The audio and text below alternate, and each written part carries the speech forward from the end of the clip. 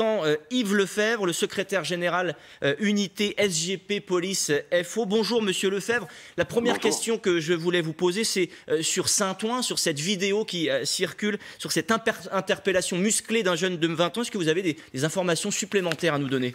Non, je n'ai pas d'informations autrement que de ce qui s'est passé. Effectivement, on est dans un contexte bien particulier, dans une cité particulièrement criminogène et numéro un certainement parmi les toutes premières en matière de trafic de stupéfiants. Un individu se rebelle, prend la fuite, j'ai mon collègue qui part derrière et arrive derrière l'interpellation, je dirais à main nue de mon collègue. Il y a une bagarre, il l'interpelle, il le neutralise.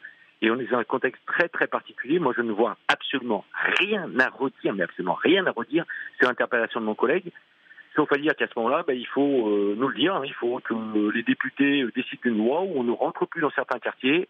Et l'économie souterraine, particulièrement fructueuse pour ces trafiquants de drogue, pourra encore plus prospérer. Il faut qu'on arrête un peu à un moment donné, ou alors, je le dis très clairement, pour Saint-Ouen comme pour ailleurs, on va finir, nous les flics, et moi le premier syndicat de la police nationale, à demander à mes collègues de ne plus sortir des commissariats. On ne peut plus aujourd'hui faire une intervention, arrêter un voyou, parce que là on est vraiment dans un voyou, un trafiquant de drogue, qui tente de prendre la fuite, qui se bat avec mon collègue, et aujourd'hui on stigmatise la police nationale. Il faut que ça cesse ça, ce n'est plus possible.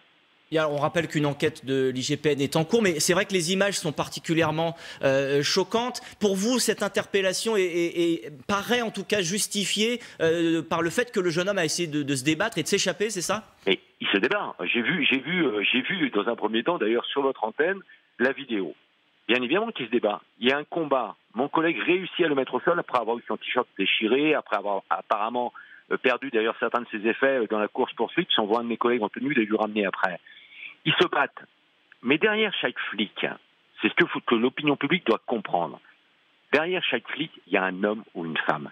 Là, il se bat à main nue.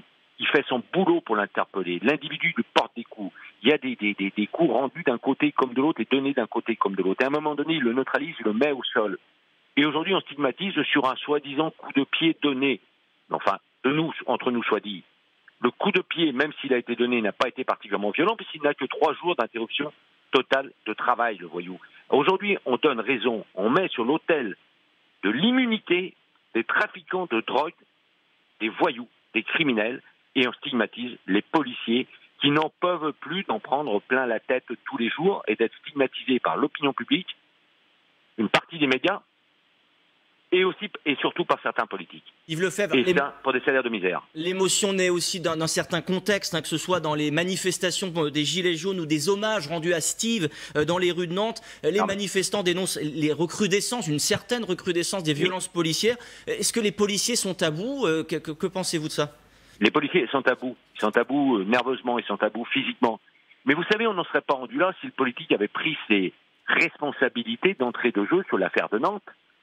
L'affaire de Nantes, moi je n'ai eu de cesse de répéter, de clamer, je continuerai à le faire jusqu'au bout, qu'il y a un problème à Nantes, il y a un problème sur l'ordre donné d'intervenir à Nantes. C'est pas le policier de terrain qui, lui, subit cet ordre donné, notamment à Nantes, qui doit y aller dans la mêlée, et qui sait d'entrée de jeu que l'ordre qui lui a été donné n'est certainement pas opportun. Sauf à dire aujourd'hui qu'il est plus facile pour le politique. On l'a vu sur l'affaire du 12e arrondissement. On le voit sur l'affaire de Saint-Ouen. On va malheureusement certainement le voir, même si là il y a un état de légitime défense particulièrement avéré sur ce qui s'est passé hier soir à Menton. Il est plus facile aujourd'hui de tirer à boulet rouge sur le gardien de la paix que de tirer sur un commissaire de police. Si les politiques avaient pris leurs responsabilités sur Nantes, le commissaire de police à Nantes aurait dû être suspendu immédiatement, jusqu'à ce qu'on démontre s'il a eu raison ou tort de donner l'ordre. Pour moi, il a eu tort de donner cet ordre-là. Mais aujourd'hui, simplement que l'incapacité à agir du politique en temps réel fait qu'aujourd'hui, on stigmatise ceux qui, je vais être très vulgaire, qui en prennent plein la gueule tous les jours sur le terrain. Merci beaucoup Yves Lefebvre, secrétaire général du syndicat Unité SGP Police FO. Merci à vous. Les banques